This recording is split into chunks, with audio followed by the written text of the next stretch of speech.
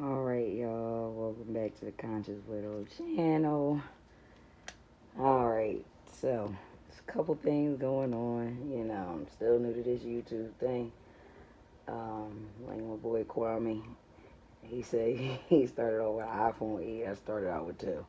I got my old one, and I got my not as old one. Ain't none of them new. I need to upgrade. Eventually I will, but that ain't the issue right now. But that's not what at issue, which is what my girl right here says at times. It's a legal term. Her name is Vicki Dillard.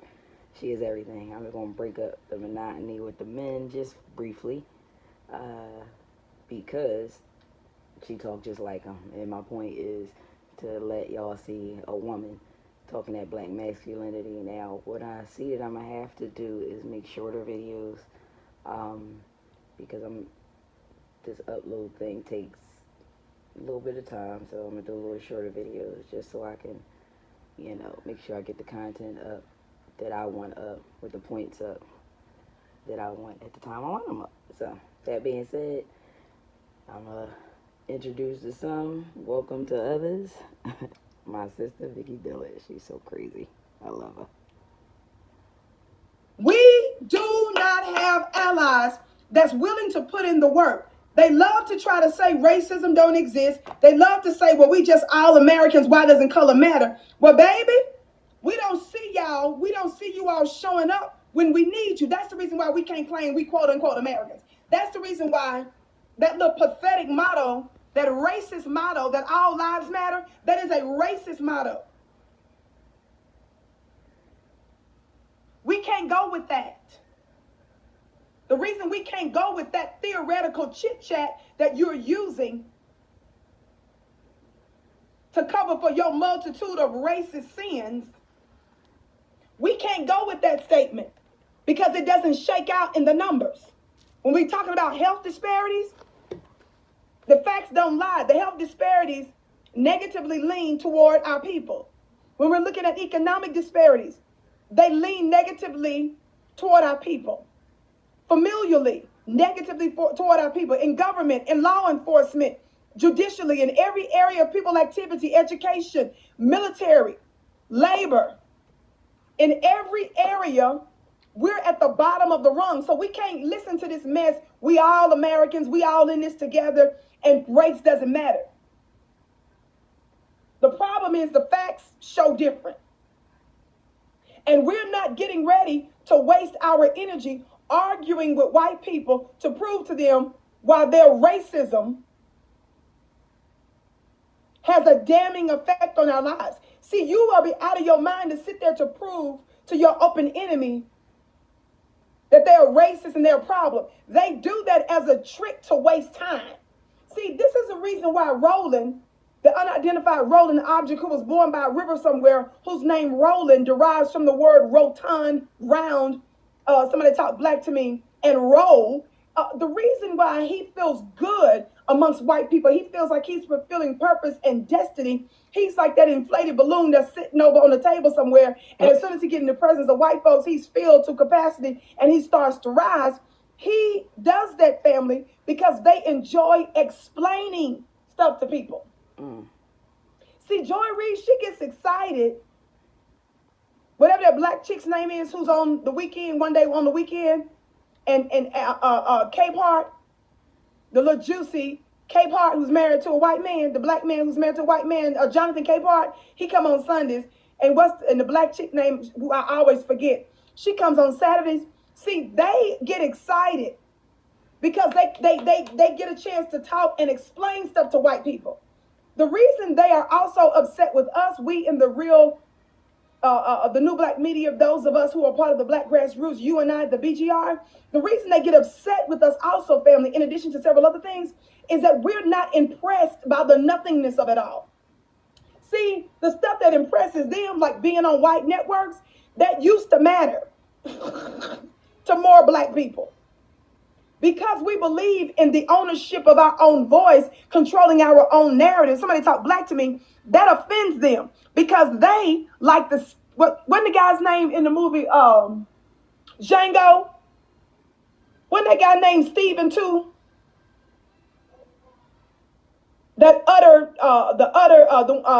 Samuel Jackson's character, wasn't his name Stephen? Y'all listen to me. Was it Stephen or Stephen? Either way, you know Stephen tends to be spelled with the word S-T-E-P, step. The root word of Stephen, the root word of Stephen is step, which comes from the word step and fetch. That's from the dictionary, not the dictionary. From the dictionary, not the dictionary. Somebody said his name was Stephen. The point is, it's still a derivative of the word step and fetch. It's just a different variation of the spelling. Even if they got the V in it, talk black to me. That's from the dictionary. Are y'all hearing me today? That character in the movie Django, who like to lost his mind when his white slave master was murdered, the thing that causes us to rejoice is the thing that causes the black bootlicks to mourn. God today. That's a revelation. The thing that gives me a peace. God today. The thing that make me feel like skipping and going to the park and getting on the swing and going down the slide. Y'all talk black to me. The thing that makes me want to get on a ferry ride. God today. The thing that gives me joy makes me want to eat, a popsicles and stuff. Listen for the trucks with the little cute little bell sounds and stuff. The thing that brings me joy is the thing that causes them to mourn. That's how you know we different. Talk black to me. Why y'all laughing at me, Vicki Dillard fan page? So you guys got to understand the distinction. That character, that Stephen guy in Django, he was the one that was giving the white supremacist slave master the heads up about the plans of our people.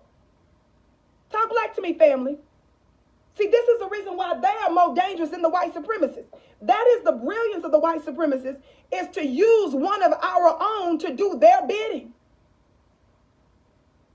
But see, those of us that don't make a distinction, when we pick up on the spirit of raccoon, when we pick up on the spirit of Aunt Jemima and Uncle Ruckus and Bone and Biscuit, baby, we don't waste time in playing with you. See, that's what makes me different. I don't sit there and patty cake until my girl come over here. I move quick, baby, and be right. God today. I don't have time to wait for the slowness of it all. Somebody put turtles in the chat. I don't have time to wait for the turtles to catch up. Why? Because time is of the essence. Time is of the essence for the same reason. If you see somebody's having a heart attack, you wouldn't be sitting there trying to chit-chat and lollygag. You would be in a rush. Baby, too many of the black lives are at stake for me to be playing around and waiting for you to catch up. I'm about to throw this funny-looking turtle back in the white supremacist water and tell you to take your funny-looking self over there in that contaminated waters and go swim. Some of y'all want everything that look like us. I don't. I know that's right. These are promised land rejects. What I look like wanting to spending time trying to get you up to speed. And you about to get the whole ship blown up. God today. Thumbs up, thumbs up. And you think I'm under obligation to get you where you're supposed to be. The devil is a lie. I'm going to encourage you in the Lord to go over yonder. God today. I watched that movie a couple times recently, just looking at Stephen's funny-looking self. The white slave master didn't even know he was about to be tricked. He didn't know he was getting ready to walk into a ditch, thank God. A ditch that should have destroyed his funny-looking self because he's been destroying his people. Some of you funny-looking bones and biscuits are giving the enemy the heads up. You sitting your funny-looking self down there at NAACP, the Reverend Al Sharpton, the fake of the funny-looking Urban League, and those of that ilk. Y'all sitting down there strategizing with Joe Biden on how you can do absolutely nothing for black people and still get the vote, fool.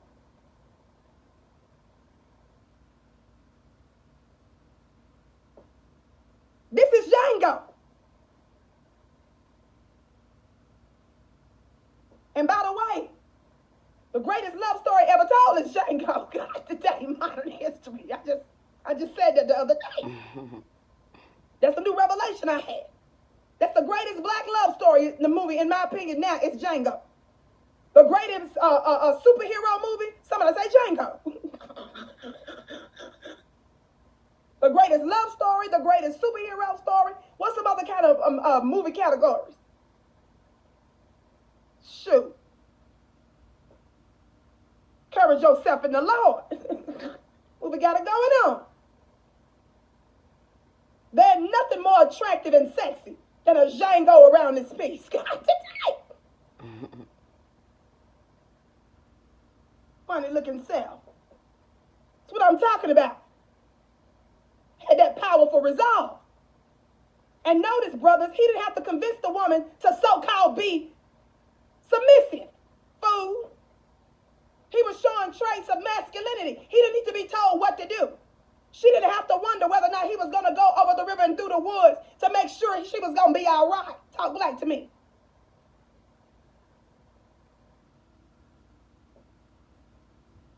And she was gorgeous.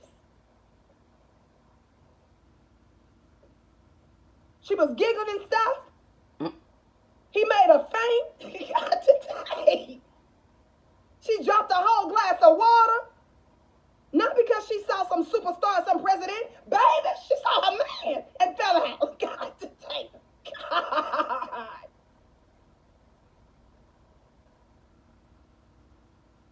He had her giddy. She was fainting, passed out and stuff. Heart was stopping out through the movie. God to take. Like a little girl and stuff. Sitting up here wondering why your woman won't act right and you ain't even who you supposed to be. If you ain't operating what you're supposed to be, that means, beloved, you're not operating in that invisible electromagnetic field that causes you to attract that so-called high-value woman. Funny looking self. And I wouldn't have been that woman sitting there telling my honey, calm down. The devil is a lie. When a man show you he got a big black brain, can strategize and know what he's doing, baby, what you say you need? What was the boo? Funny looking self. Thumbs up, thumbs up. But I certainly digress, deeply digress. But the love story of the year, Django. I don't care if it was written a few years ago. And the fear of a white man had to put the movie together. And Jamie Foxx in real life need to act like he's Django. God today. But back to this girl, this Angela Ryan. Alright, so I'm gonna make another video about what she's talking about, but just wanted y'all men to see out there. This lady right here is forever pushing black masculinity, black men, telling black women how to, have her role under the man. You know what I mean? Because it's like, I think that a lot of these women and young women would be a lot easier to follow if they were being led by men. They want boys that have been, not so much, I could actually take that down, not so much,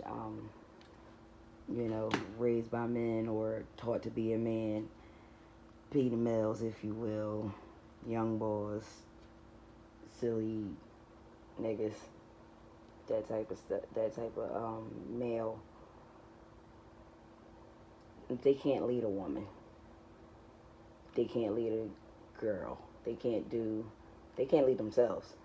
They can't lead their children. They can't be the man of the house. You know what I'm saying? So these men have to be taught how to be men. I believe that's where my boy Kwame Brown coming at. These women need to be taught how to be women. I believe that's where Vicki Dillard coming at. I like to listen to both of them. And for the people who don't have the attention span of the 2 and 3 hour shows that my folks can have, I love to listen to every minute of it because it's mama's cooking in them, gems in them. What did Vicki be saying? She got words in her dictionary, not her dictionary, but her dictionary. It's messages all in there. So I can listen to them 2-3 hour shows. I will give 2-3 hours of regular TV. You know what I mean? So I'm just going to make these little short videos pointing out a couple of the things of whoever. But masculinity, black masculinity is going to be the center point of this page. So on that, I'm going to sign off and get at y'all in the next video. All right, later.